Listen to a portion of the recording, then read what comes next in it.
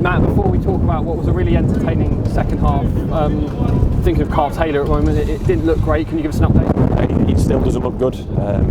When there's no contact from an opposition player, and it looks like his studs have got caught in the turf and he's turned one way and probably his knees maybe locked in the opposite direction. So I would imagine there's a serious injury of some sort there. Real shame, because he'd been playing well, obviously got his goal, but you know, he's in the change room with the lads, so he's not in too much pain right now. We'll get him assessed at the start of the week, we'll get him scanned. More than likely, first impressions are it's not good. Like you said, it's a real shame, because he got his first goal for the club, had an excellent game up until then as well, so it's just one of those days. Look, let's put it into context. It was pretty brutal to watch for the first 15 minutes of that game. There was very little quality, but I think the conditions, the wind, the pitch, the fatigue in both teams' legs probably played a part in that. Maybe a bit of nerves, because it's such a big game for one team near the top of the table and the other end near the bottom. There was very little quality to start the game.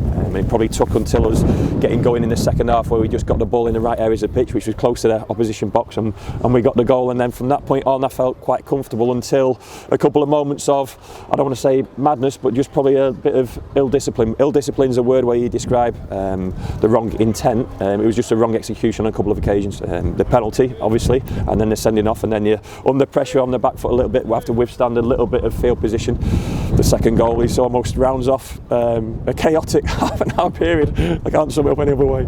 Yeah, I think the first half, the few chances to talk about, and then the second half. First half, I think most punters would be saying we want our monies back, including the Exeter fans and the Oldham fans. But that's understandable. Both teams were trying, but we just very little outcome and very little quality on that pitch. But stood here now, it's hard to get the ball where we wanted it, and it was hard for Oldham to get the ball where they wanted it.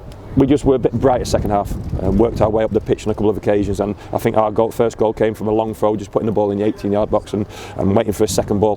We had better bodies in the right positions and more speed in our body movement second half. But then we've had to withstand pressure. Our goalkeeper's earned his corn today, made some fantastic saves and really stood up at big moments.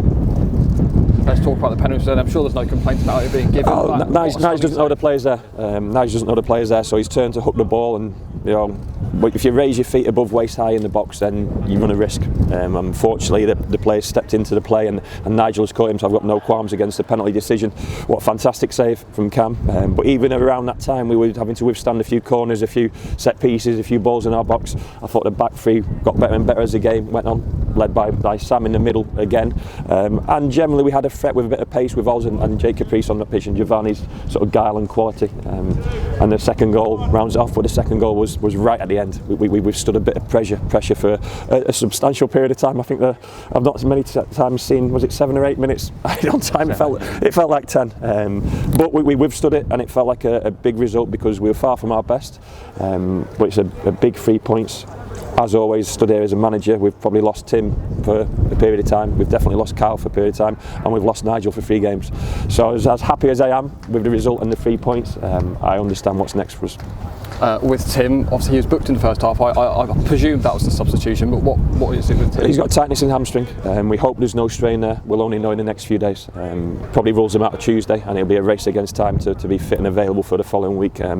So it's a real shame, because you lose one centre midfielder with injury, one centre midfielder through suspension, and then obviously Tim as well. I'm racking my brains today right now, Craig, thinking the potential to bring players back from loans, seeing who's available, because as it is right now, we've not got enough bodies for the bench on Tuesday. I think the penalty save and that goal right in the end, did they feel like significant moments? They did, but only if we make it count in the next few games. And you know, if it was the last game of the season, it'd be more significant. 10 games left, 30 points to play for. That's a hell of a lot of points. But you know, every time we win a game and every time we pick up points, we put ourselves closer to an end goal.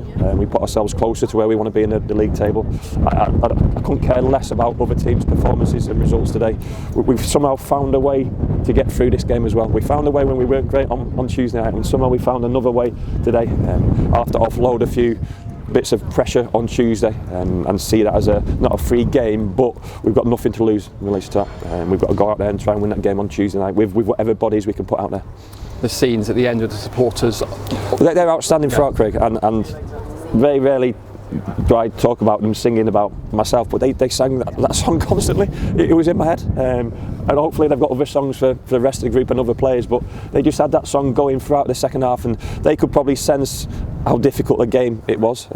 They were probably a little bit bored in the first half. In all honesty, it was a pretty brutal game to watch, but their atmosphere they created and the noise they created, I'm always proud to be associated with Exeter City, but those fans today, second to none.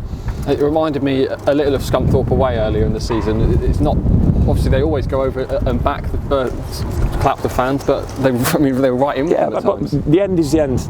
Like I say, throughout the second half, I've not heard them sing consistently like that and constantly like that.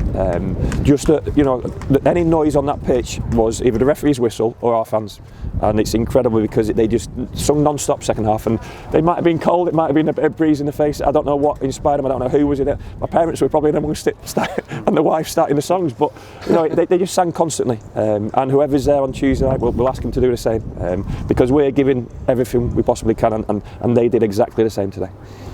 I mean, you've pretty much summed it up. Attentions do turn to Tuesday now, with whatever side you are on. We'll probably fill a few positions with players playing out of position now. Unfortunately, the nature of the squad. Podge missed out on the bench today, so he'll come back in, but I'll have to find another couple of players from somewhere, otherwise we'll be going with 15 players. Either way, it's not damage limitation game, but we've got to try and win that game of football, try and be competitive first and foremost. A really strong team at home. We know how difficult it is when we go to Port Vale, but there's no pressure on that group of players. The effort they've put in the last few games and what they've done today and where they are right now, but we'll do well to get anything out of the game. So anything we do is an absolute bonus. Whatever you do, don't be going looking for bodies from our Friday night five-a-side team. I've seen you play, mate. I've seen you play. I'll be looking there. Thanks, Matt.